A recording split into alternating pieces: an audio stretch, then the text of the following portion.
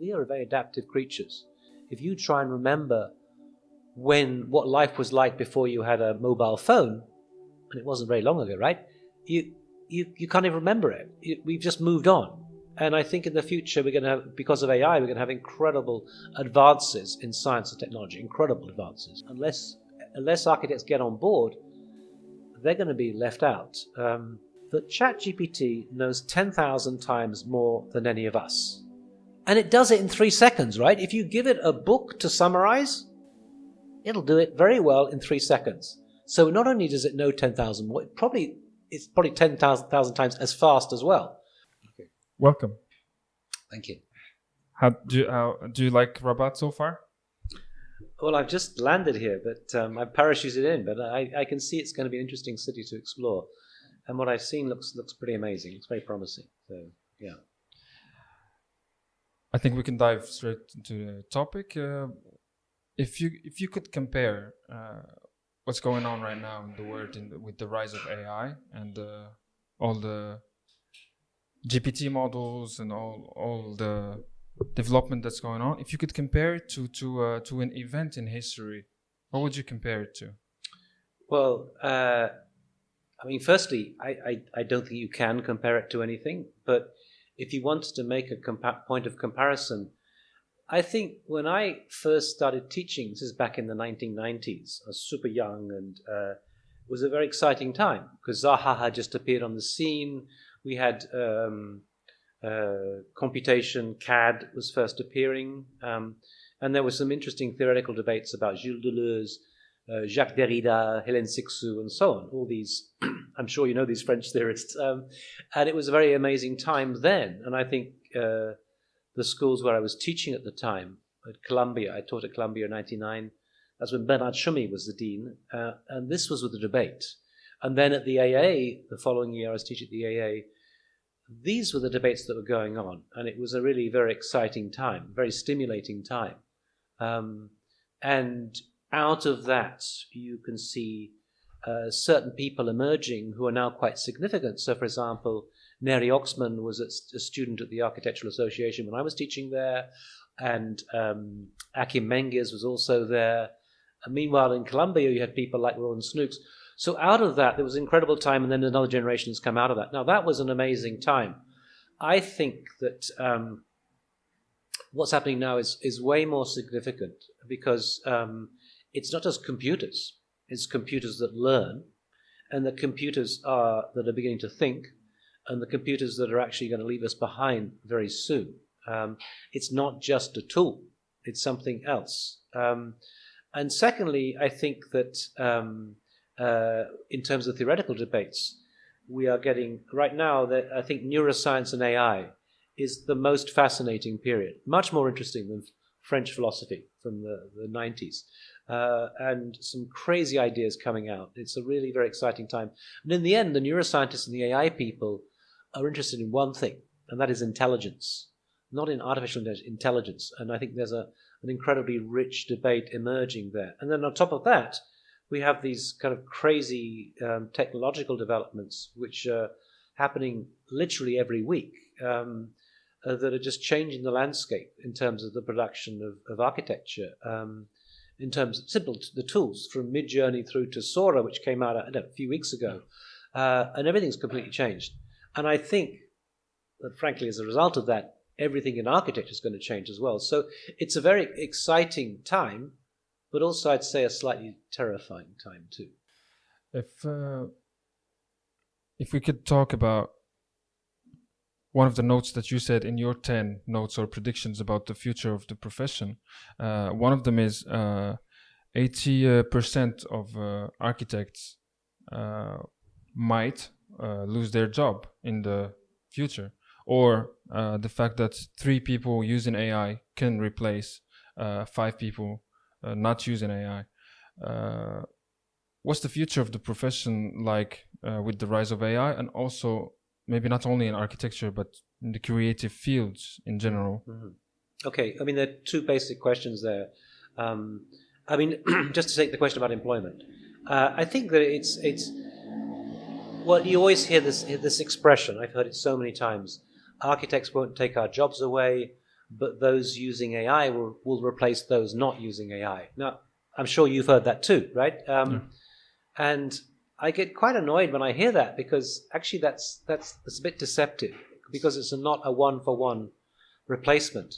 And what we've discovered, and there's been some important research that's been produced by, undertaken by some sociologists at MIT and Harvard, that has shown that the advantages of using AI are huge. They're huge in terms of not only the quantity, but also the quantity, not only the quantity, but also the quality and the speed of production, up to 40%. Now, if that's the case, it's clear that one person can achieve much more, much faster, and of a higher quality than somebody not using AI.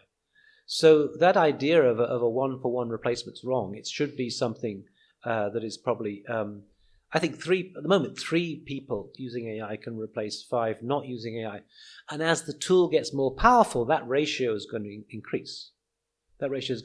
So inevitably in the future, offices will shrink. And I think that, but we're going to be okay. I think because my view, and I always finish my lectures off saying this, is actually we are very adaptive creatures.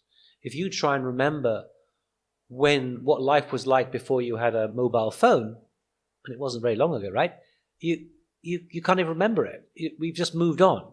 And I think in the future we're going to have, because of AI, we're going to have incredible advances in science and technology, incredible advances.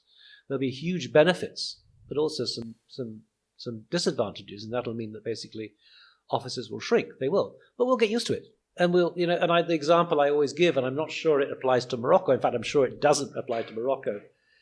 But certainly in the West, in countries like the States, if someone had said to me 50 years ago that most marriages would end in divorce, I would think I'd be horrified. I think, my God, what's going to happen to the world? But in the States, they do end up in divorce, and we've got used to it.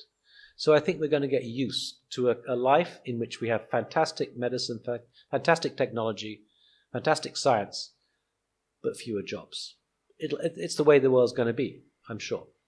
But I think, just to say, I think that the way that it's not just simply the architectural office that we know is going to shrink. I think architecture is going to mutate into different forms. I think the present structure is somewhat obsolete. In fact, the notion of the architect that we inherited from Alberti is already obsolete, mainly. The idea that the architect's in charge.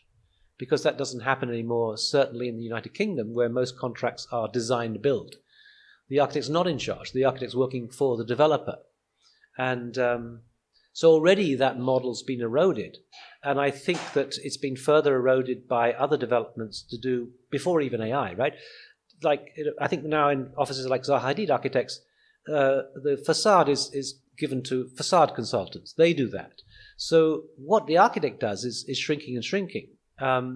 So it's changing. And I think also with AI, what you're now finding is new forms of practice. People like Tim Fu, whether or not you like his architecture is another question, but what he's found out is that clients like his way of operating. He comes up with a concept, and they work with it. I mean, he's flying all over the world selling this kind of AI-based architecture. And, I don't know whether the traditional architect will have much role in the future. I think that there'll be contractors who can build these things. There'll be developers who'll be working with these kind of ideas people and producing things, and they'll maybe bypassing the traditional structure of offices. Now, maybe not in Morocco just yet, but I think increasingly in advanced cities like London, where Tim Fu is based, it's going to happen increasingly. So the whole logic of the profession is going to change. And even maybe we don't even use the word architect anymore for what's going to happen in the future.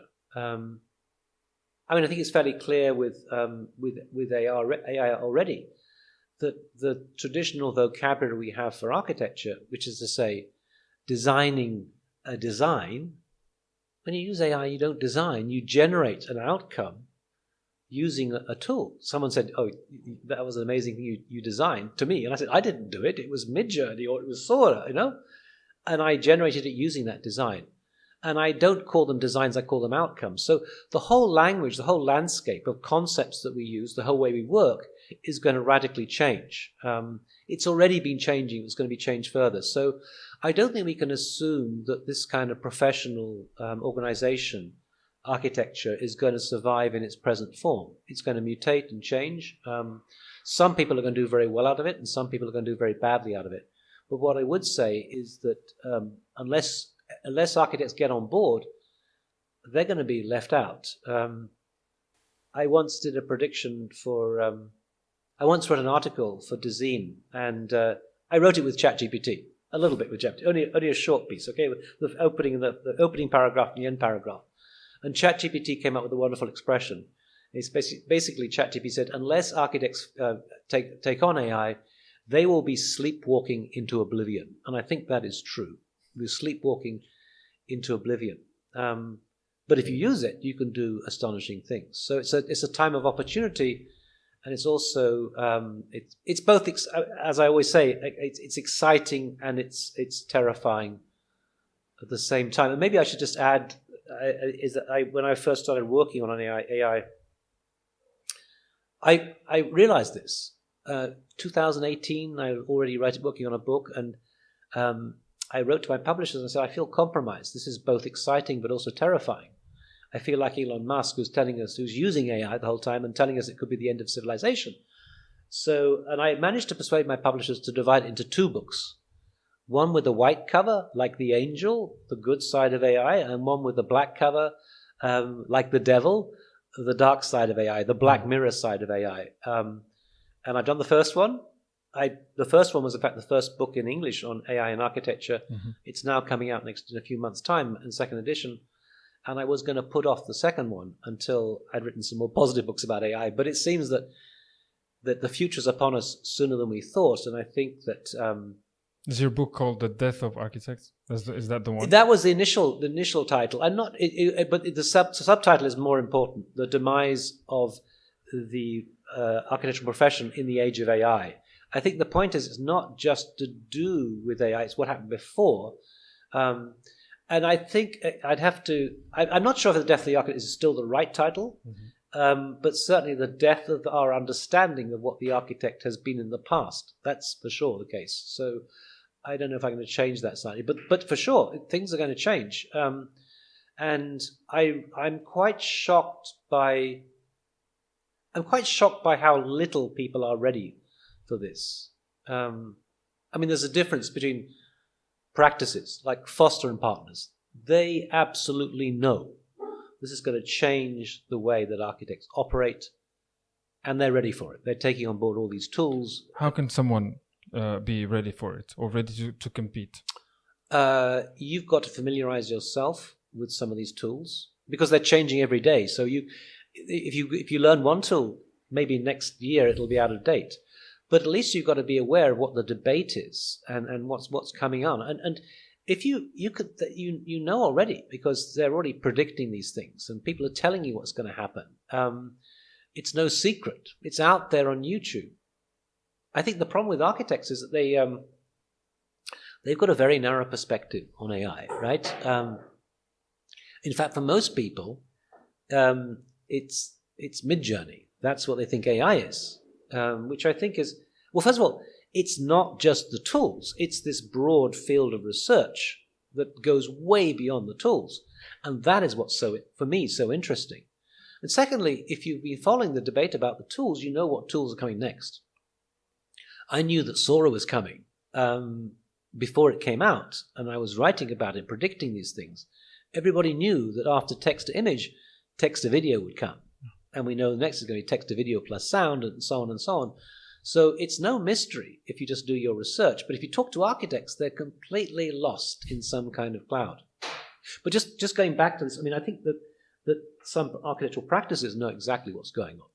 Zaha Hadid architects, Corp Himmelblau definitely, and Foster and Partners, all they respond in different ways.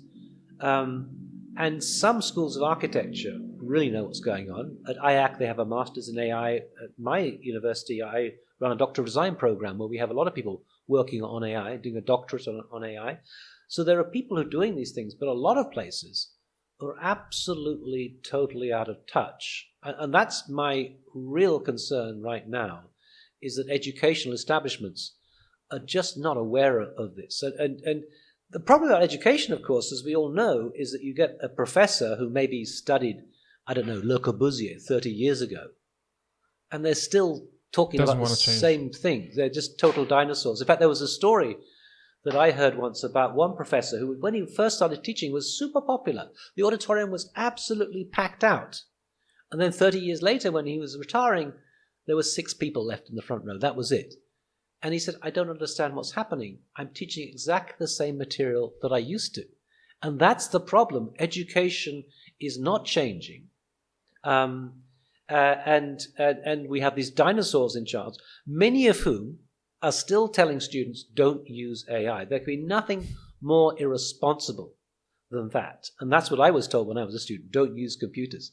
If you didn't use computers then, you were not employable. And if you don't use AI now, you are not employable. So education is the biggest crisis, it seems to me. And it's a big crisis not just because actually it's very difficult to keep up with AI.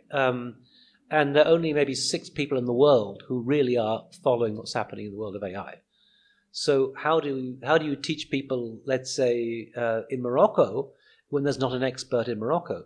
Well, you can maybe use this platform, Digital Futures, that I set up, and it's in Arabic too, where we share information across the world. And we get together the 6 best people to go and give tutorials about AI. So, most people,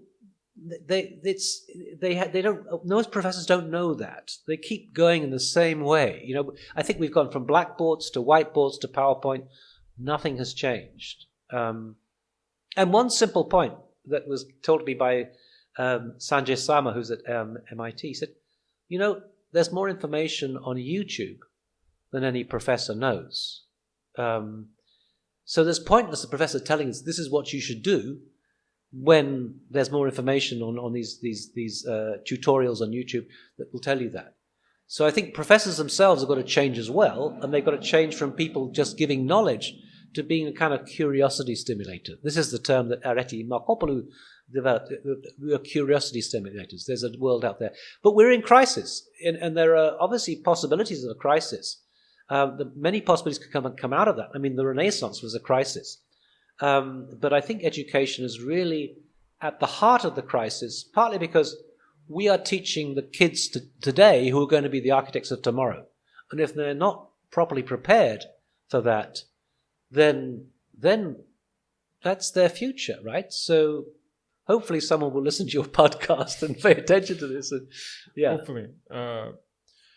One of the points that you talked about is maybe in the future, people won't be reaching out to architects because of their function or what they will be doing or to help them design their future. Maybe it's going to be like Prada, just for the name to get in that scenario, as you said, star architects are the only ones who are going to survive that scenario. Mm-hmm.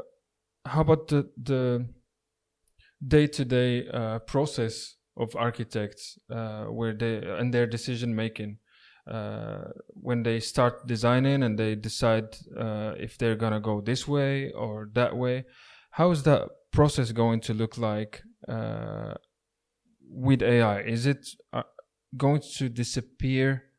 Are we going to reach that point where it's going to disappear? And which brings me to my real question: how's creativity looking like in the future? Leave creativity out at the moment, because that's the hot potato, right? Okay.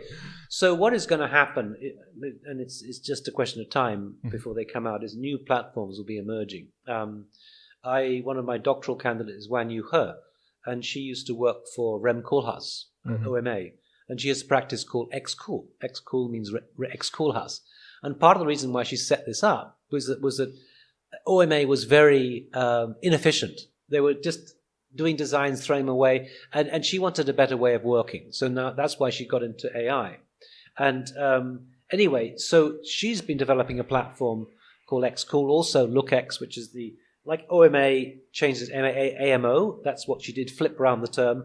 So there's a diffusion model called LookX. But what she's doing is basically getting a platform, which is a single platform. So at the moment, if you work for Zaha, you start doing, maybe you use Midjourney for a little bit, then you go into Maya, then you go into Rhino, then you go into BIM, then you go to, hers is going to be a completely seamless platform where everything is embedded. So all the building control regulations, all the planning constraints, and the cost, everything is going to be all included in that. And Autodesk are also aiming at the same thing. I just don't think that Autodesk is going to survive so well in this situation because it's a big corporate company and it's very slow to move. And you've got to be nimble and change the whole time. We're going to miss Autodesk. Well, I think my prediction is that XCool is going to do to Autodesk what SpaceX did to NASA, right? Okay. And I worked on NASA projects. So I know about SpaceX, and NASA was full of protocols. They were very slow to move, and SpaceX would take shortcuts and do other things. And I think there are going to be many platforms out there competing, and of course there is a kind of corporate logic that will defend Autodesk in America, and I'm sure they'll still do well in America. They'll be having corporate lunches and having golf matches together and persuading the architects to use Autodesk, but I don't think it's going to do very well in the future. So the world will change. But just to go back to the kind of question of the architect, what does the architect do? Well, I think along with a lot of potential disasters along the way, because we could be short-circuited, there's nothing to prevent a developer from going straight to a contractor, except in countries where the role of the architect is protected through law. There's nothing to prevent a director doing that. Developer doing that. But equally, there's nothing to prevent an architect becoming a developer. There's nothing. I don't think there's and I think what these tools can do, they explain things. They help you through everything. They could help an architect become a developer. And that, I think, is the real potential here, because our problem has always been that we're paid so little. If you look at the kind of way we're paid, it's kind of like it's the developer at the top, then there's kind of the quantity surveyor, the engineer, and then the architect at the very bottom, right? Well, we could flip that round. And there have been architects in the past who have been developers. Luis Barragan, the Mexican architect, was the developer. And our problem as architects, we just don't worry about money. We'll just do beautiful things. But if we take it seriously, because the client's interested in money, we would change our act and become kind of developer people. So there could be a glimpse of a real interesting future for architects if we were willing to reconfigure what we do. So we have to redefine basically the whole architectural field. Well, what I always say is what we need to design is not a new building, but the future of the profession. So we need to design that within those constraints, and the constraints that are continually changing. It's not as though you might maybe have a strategy for next year, but 10 years down the line, AI is going to be so impressive that might not work. So I think that the present structure needs to be way more flexible. And it's not a question of the existing practices adopting AI tools and thinking that's fine. It's a question of, I think the ones that really will go ahead are the ones who really immerse themselves in that world and understand the possibilities and use their design imaginations to find a way forward. And I think that's an important point also that really protects us as architects. If you think about how we operate, I don't know any other profession where they kind of do diagrams and things. We visualize things and we put it out there. And that, I think, is a huge asset.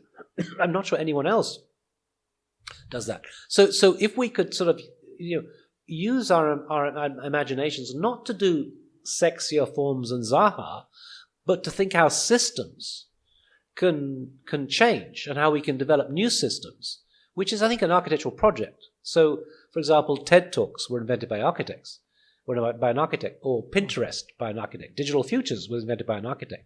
So these things, if we just use our imagination to think of new ways of operating, new systems, and to visualize them, because we can visualize them, then I think we've got a rosy future. What we call ourselves is another question. Yeah.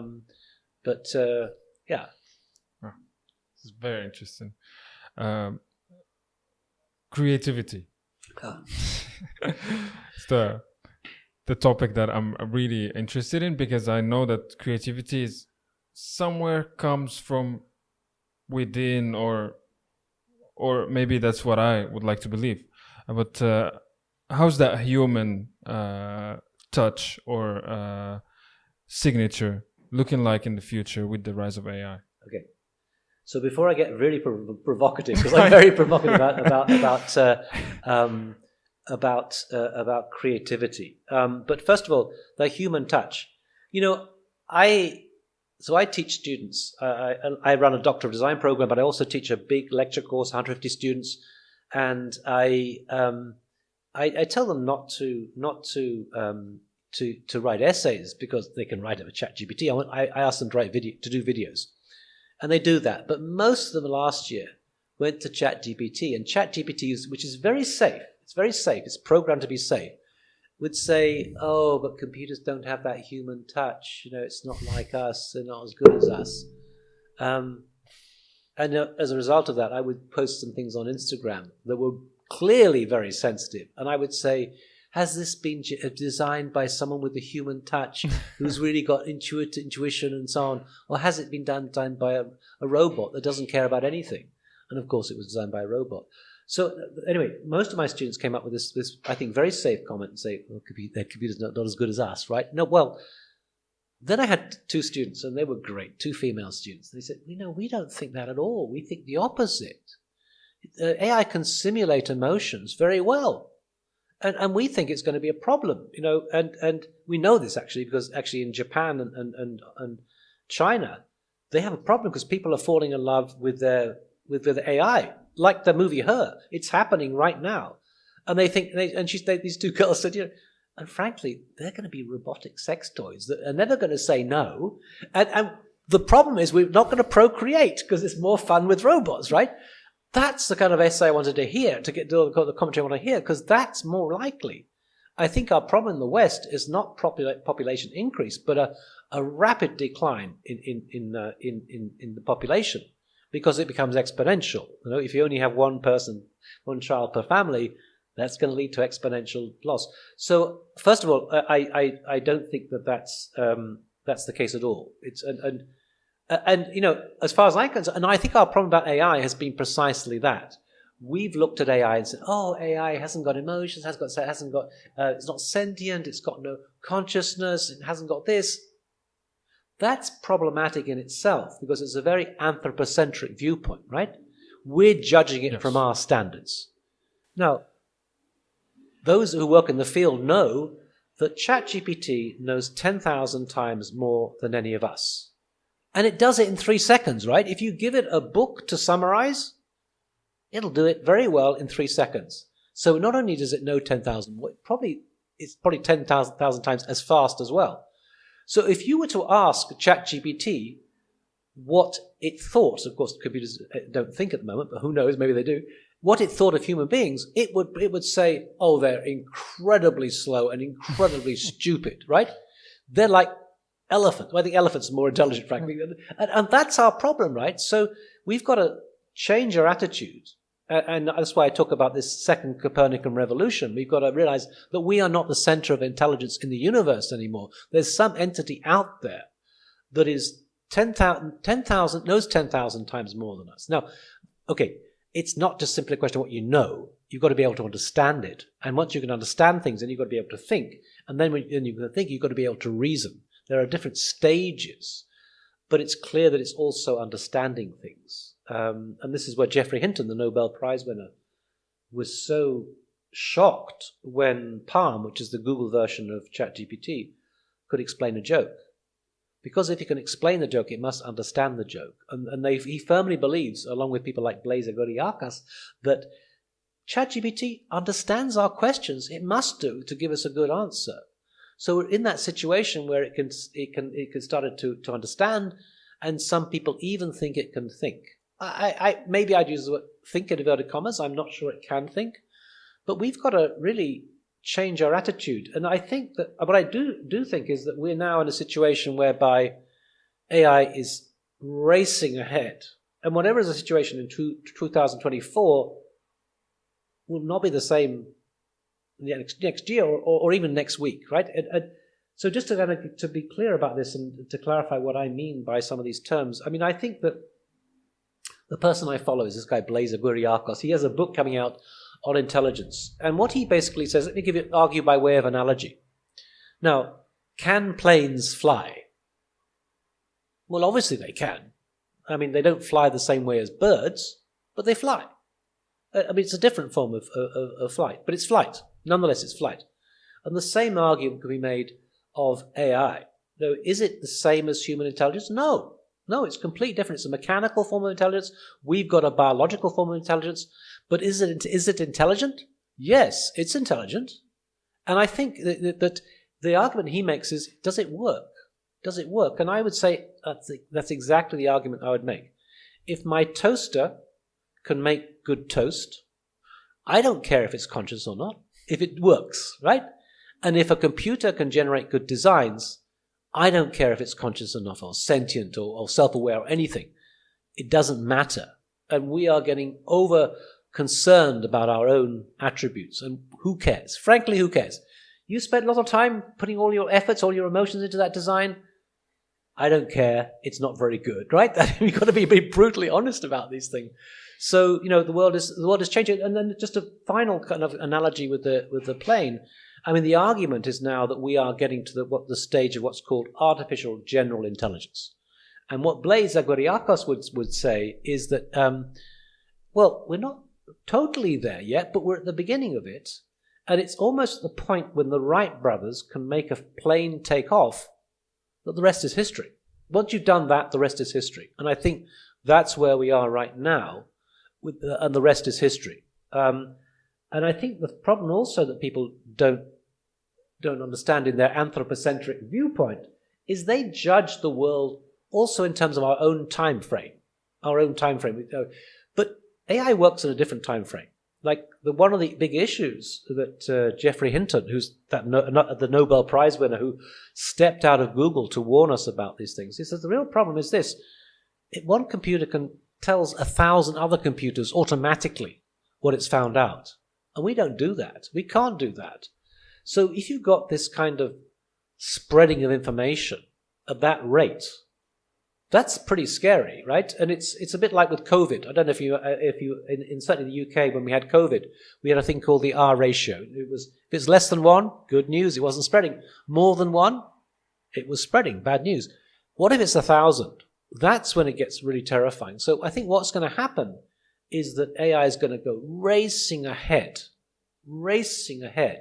Now, the real problem of that is that we already seen from glimpses of different experiments and things that we actually don't understand what AI is doing the whole time. It'll beat us in a game of Go, and people will think it's made a mistake, and then you find out that it's wiped the floor. Just one move in a game of Go, 100 moves later, it's won the game. And people didn't realize that. Now, that was primitive. That was back in 2016. We are not going to have a clue what AI is doing. It's going to be beyond us, absolutely beyond us. If you think that a dog has got a range of smell and hearing that is more than humans have, right? Think of that in terms of intelligence. The range of intelligence is going to be out there that is going to be impossible to understand. In fact, Mo Gaudat is an Egyptian guy who worked for Google, has said that in I forget, is it by 2030, AI is going to have an IQ of 1,600. And I think Elon Musk has got very easy to compete against. No, I think Elon Musk has got 150 and Einstein had 160. Well, imagine that. It would be like a 2-year-old talking to Einstein. That's the difference. And that's going to happen soon. And it's just a matter. It's not. You haven't got to be a genius to see that that's what's happening in terms of the development. At the moment, we're roughly the same as AI. I would say that's not going to be the same in the future. We're going to be left behind. So we've got to be prepared for that and stop being arrogant about ourselves being the best around, and recognize that there are forms of intelligence out there that are going to be astonishing. It's going to be an incredibly exhilarating time. It's going to be one of those Disneyland rides or something. It's going to be terrifying. It's very, very interesting. I would love to take some questions from the crowd if possible. Guys, do you have any questions? I have one. Since the beginning, we keep talking about preparedness, how to be ready for what's happening, for this terrifying, for this exciting time. But what do we mean exactly by preparedness? How can we be prepared for such As firstly as normal individuals, and secondly in fields or in creative fields or domains that are linked to us, and in general, of course. Well, I'm not sure there's an answer to that, but the most important thing is to ask the question. You've got to ask it, how can we prepare for this? And I think that's the thing that nobody's been asking the question up until now. Let me give you an example. Back in 2019, I could see AI was going to have a major impact. I could see. And I proposed to curate the British Pavilion at the Venice Biennale. And I was teaming up with Zahidid Architects. And I worked with Patrick Schumacher a lot and Şarjı Bushian and so on. I was teaming up with them and with Refik Anadol, who's a Turkish media artist, uses AI, and with a few others. And we were sponsored by Google. We had Blaze, with Google sponsoring us. This was like a dream team. And we applied. We weren't even shortlisted. 2019, people were not even aware that it was a question. So I think I'm not sure what the answer is to the question, but I think the most important thing is you start asking all these questions, and we have to right now. That's the point. I mean, I come partly as a theorist, and I think that architectural theory, if it's just a manifesto of something, it's so boring. I mean, that's uncritical. But if it's someone asking questions the whole time, which is what Derrida would do and so on, that's much more interesting. So we have to ask questions. That's all I would say.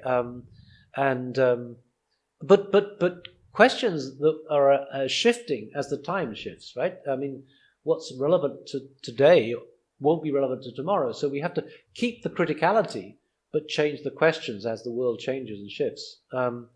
So that's all I would say. My background's in critical theory, so I like the way critical theory is about is actually the idea is to ask questions and to problematize things, not to destroy things, but in order to know where the problems are, so you can face those problems. And I think that's precisely the issue right now: is where will the problem be?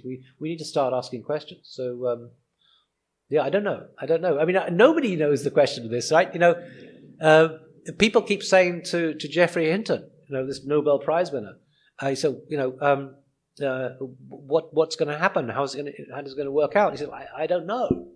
But I will say one thing, actually, it's kind of interesting from an architectural perspective, because he studied architecture for 2 days at the University of Cambridge before he realized that architecture was not for him. And my friend at Foster and Partners, who said, he's smart. It took me 5 years to realize architecture is not for me. But anyway, what he does say is that some say, what job is most safe? And we as architects think, well, of course, the architects, we're the intellectuals here, we're the safest, and he said, actually, the plumber can do things that it's very difficult to do with a robot. Plumbers are safe, not architects. Anything that involves some kind of intellectual dimension, forget it. So they're the safest. And I think we made this mistake of I mean, certainly until about 5 years ago, people were thinking it's the blue-collar workers who are going to be out of a job first. The blue-collar and the white-collar workers will be... And we've all seen these kind of photos of Tesla factories where there's nobody around, just robots everywhere, right? But the point is that robots work well in a controlled environment. Take them out of it, and they can't do very much. I mean, if you asked it to stack some Lego bricks on this table, it would be like a 2-year-old kid. It would kind of be clumsy and wouldn't do it very well. And there is an interesting principle called Moravec's principle, where it means whatever we can do, AI's not very good at. But whatever AI can do, we're not very good at. So, we can't compete with ChatGPT, frankly. We can't. We're no good. But things like throwing a ball, which we can catch a ball very easily, robots struggle with that. Having said that, the Tesla robot is not struggling anymore. That is a terrifying sign, right? This is a bit like, Geoffrey Hinton's, can AI explain a joke? If a robot can catch a ball, holy shit, this is bad news, okay, for us, right? Yeah. Any other question? I'm just wondering if the scary autonomous AGI is how close is that? Like, is it going to go from current LLMs? Because I hear a lot that big companies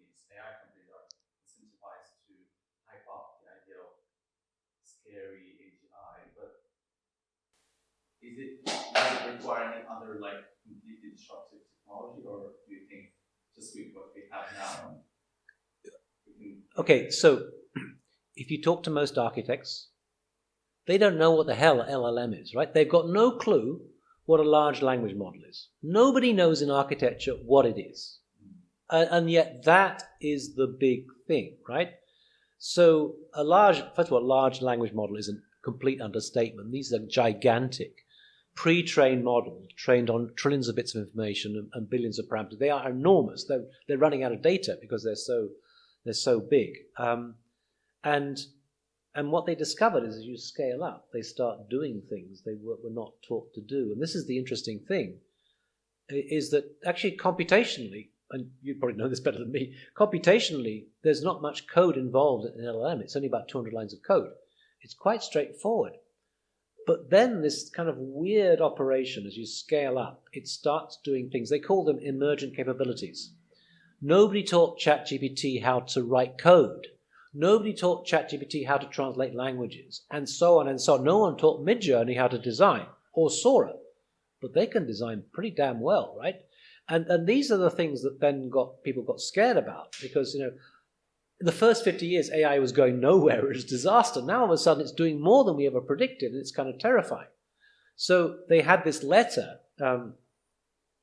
which Max Tegmark of The Future of Life issued with a few other concerned individuals like Stuart Russell and people in the world of AI.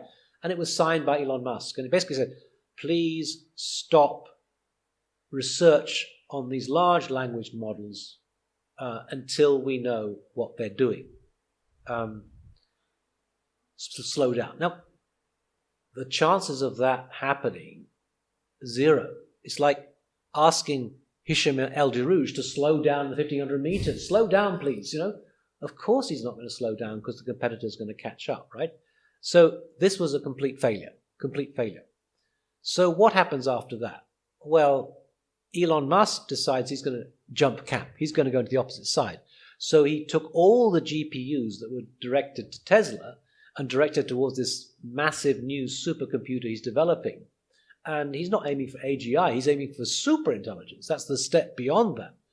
And who knows what's going to happen? The moment, what I say is it's like we're on a runaway train with no brakes, getting faster and faster. That's all I can say.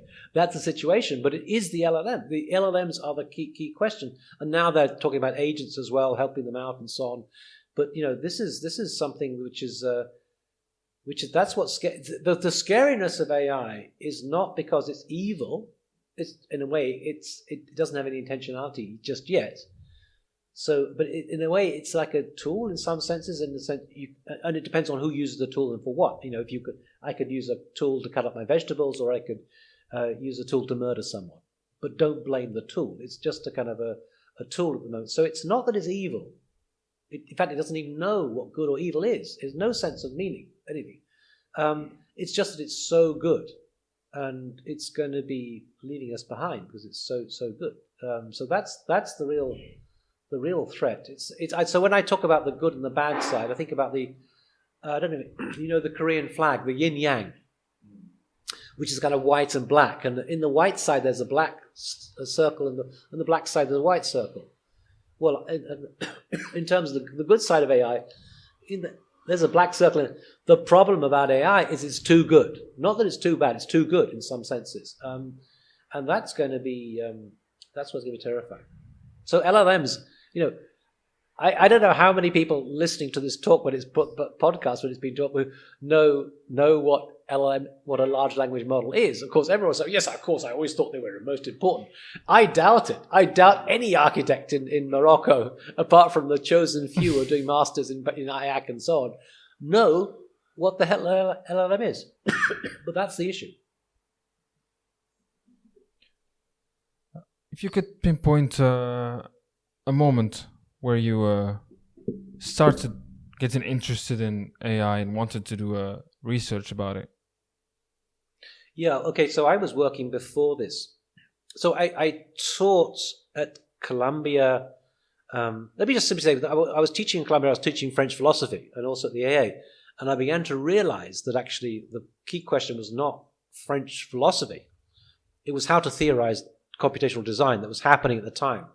So I began to sort of shift into that. And around 2000, there were a lot of debates about swarm intelligence and about emergence, which is a kind of biological principle.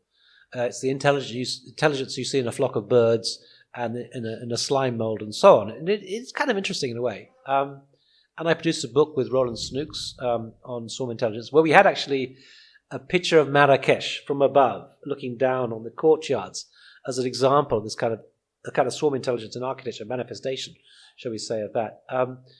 But the problem about swarm intelligence is it wasn't very intelligent. It really wasn't. A slime mold can find its food. Big deal, right? I mean, so anyway, that was kind of interesting and beautiful and so on, but everybody working in swarm intelligence started shifting into AI when it started happening. And I think that my reason, I mean, someone actually said to me, Benas Farai said to me, I think artificial intelligence is the next thing. And I remember dismissing it. What do you mean? How does that relate to building buildings? And she was right. And with time, 2016 and 17, I came across the work of Wan Yu He, who's now been studying under me. She was developed a new software platform for AI for architecture, and it became increasingly clear when you started reading beyond what architects were doing, because forget architects, they know nothing. What was happening in computer science, that there was something special about to appear on the horizon. So that's when I began to pick up on it. But I would say that even I was surprised by ChatGPT. In fact, everybody, frankly. We were expecting something. We were expecting something intelligent. We were not expecting that. And we weren't expecting Midjourney or indeed Sora to do what it can do. We've been struggling with GANs and producing really clumsy images. And we weren't quite expecting that. But suddenly it came along, and it was... The interesting thing about, ChatGPT is an interesting example. ChatGPT was launched on the 30th of November 2022. And the 1st of November, OpenAI, who launched it, had no intentions of launching ChatGPT. What they were working on was GPT-4, and they're having problems with it because it was coming out with hate speech and racist comments and so on. And the problem, of course, is it was trained on human data. And it's not that AI is biased, it's that we're biased. So you had to kind of clean it up of all this racial talk that we produce, right? Anyway, but GPT-4 was not ready. So they said, well, we've got to do something because our competitors are doing all these other things. So on the 15th of November that year, so November 2022, they had a meeting. And they said, okay, well, let's just try this out. We're going to try a chatbot, and they called it an internal research review. And they didn't think this is no big deal, right? They just want to test the market. And of course, the thing exploded, right? And there were these jokes going around the office. Okay, internal research review, huh? It was something that totally exploded. But I remember the day it came out, or the day after it came out, you must have been watching the football match between Brazil and Croatia in the World Cup. I don't know if it was like... I love Brazilians, okay? I was like, come on, Brazil, right? And they were leading 3-0. I was like, great, they're going to get through to the next round. But then the Croatians got 3 goals back, so it was 3-3. So they had a penalty shootout. And the sad thing was that Neymar, who was the top star, the absolute star of the team, didn't take the penalty because they'd already lost the match because the first 4 penalties, right? Now, interestingly, a friend of mine, Angelica Poncio, who is Brazilian and who was very much into AI, she went to ChatGPT and said, who should have taken the first penalty? And it said, the best player should have taken the first penalty, i.e. Neymar. And at that point, I thought, holy shit. Because not only you could use that for that, you could use it for architecture. What material should I make my wall out of? And the client could do the same. We don't need an architect. The client could give you the same answer. At that moment, I thought this is going to be incredibly powerful.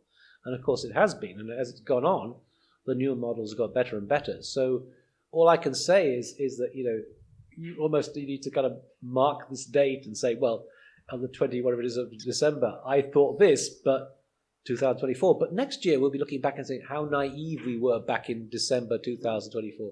We were so naive. The world's going to change. I mean, it's going to be, fasten your seatbelts, it's going to be a crazy ride. Maybe we can finish on some advice that you can give to the young creatives who want to. Oh, sorry, I didn't really talk about creativity. So let me just okay. So creativity, okay. Right. Let me just go to backtrack to creativity. What do we mean when we say something is creative? What do we mean? Who judges it? And if someone like Van Gogh is not even recognized in his lifetime as being creative, how can we talk about this thing in such an objective way? I mean, to me, first of all, it's probably some inherent subjective viewpoint, like beauty. Creativity is probably in the eye of the beholder, or indeed in the mind of the person creating these things. But I think the most important lesson we can learn from AI is to learn about ourselves. And I haven't spoken about neuroscience, but I think that's the interesting field. And I think AI becomes a mirror in which we can understand what it is to be human and to question what it means to be human, most of all. So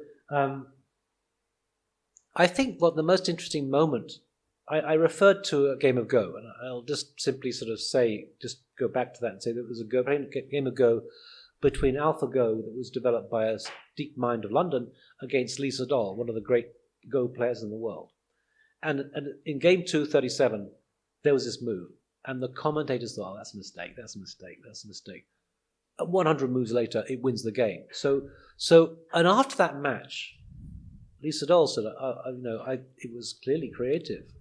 It showed us that what we thought was creative wasn't really creative at all. Now, I would question that. I would say, what it was doing, there was a kind of a Monte Carlo tree search going on. There were different things. It was a simple operation, a computational operation that found the best result. We called it creative, but was it? And in fact, going back to that comment, Lee Sedol said, things that we thought were creative gives you the impression that creativity is something we conceptualize in the mind. Now, let me to be really provocative here, and say, well, we use the term, oh, he's so creative, or it's so magical, Neymar is so magical, it's not magic at all, In fact, magic doesn't exist. When a conjurer does a trick, it's not magic. All the conjurer is doing is concealing the operations. It just looks like magic. And creativity is a similar kind of thing. Does it look? But what is really going on there? And maybe we are just inferior compared to AI at searching out the best solutions. But because we don't understand things, we call it magic. Now, Arthur C. Clarke has got this interesting kind of comment. He makes a series of comments. Any sufficiently advanced technology seems like magic. AI seems like magic sometimes. But then he says that, magic is just simply what science has not explained yet. But it can be explained. It will be explained in the future. I think the same with creativity. I think we're hiding behind a delusion of a kind of a myth of creativity. And we're trying to posit it. If we're more rigorous with ourselves and questioning what's actually going on, I don't think we should be using the term creativity. The term creativity was only invented in 1929, so it's a new term. And I think it's so loose and so woolly, I would look for other terms like innovative or something that haven't been used before.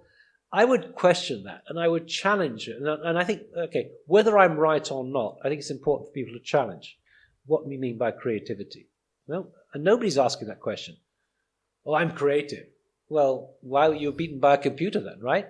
Well, I'm so creative with my design. Yeah, why does Midjourney do better designs than you, right? So I think we need to ask these serious questions, and I'm not even sure what the answer is, but I think going back to this earlier question, we have to ask questions. Are we so special? We like to think we are. We talk among ourselves, saying, oh, we're so special, AI is so stupid. Well, maybe AIs are talking about, oh, those guys are idiots, they think they're special, no? I think there's a whole bunch of things we need to really reconsider in the light of AI, and that's, I think, what is so interesting about this. And I would one of the movies that's very, very popular with architects is Blade Runner. Yeah, I don't know if you saw Blade Runner here. but very elsewhere Blade Runners, and it was interesting because the actor who plays the Replicant 7, which is the most advanced one, I forget his name now. Anyway, he said afterwards that movie, because replicants are bioengineered humans kind of thing, right? He said that movie wasn't about replicants, it was about what it is to be human. And I think that's what we're discovering in AI. We're discovering what it is to be human. And it's exposing certain myths that we believed in before. So I'm a radical, I like to be provocative. I'm sure this is going to annoy the hell out of a lot of people, and you're going to get letters to the editor and things, and people commenting on that and things. That, yeah. Thank you so much for doing this. Thank you for this provocative ending.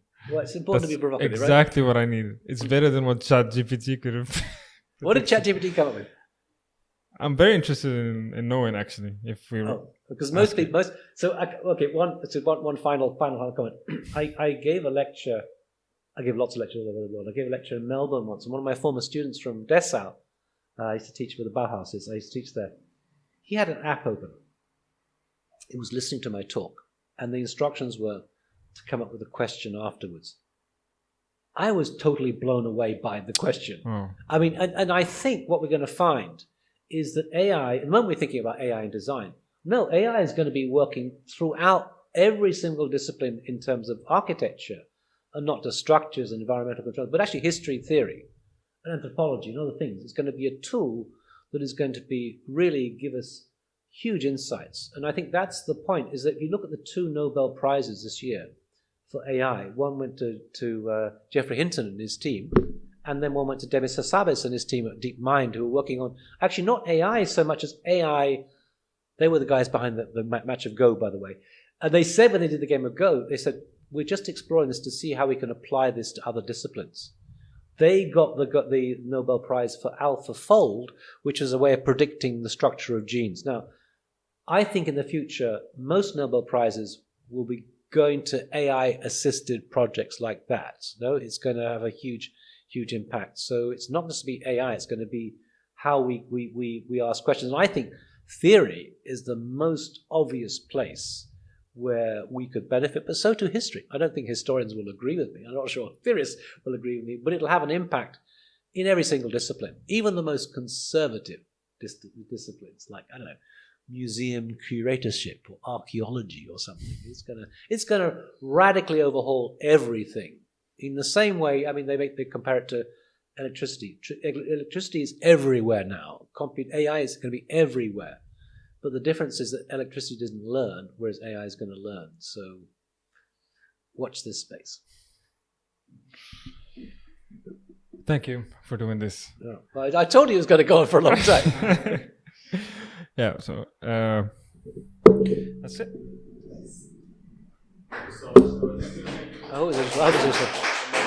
How long was it, by the way? I'll say 50 or 1 hour. Okay.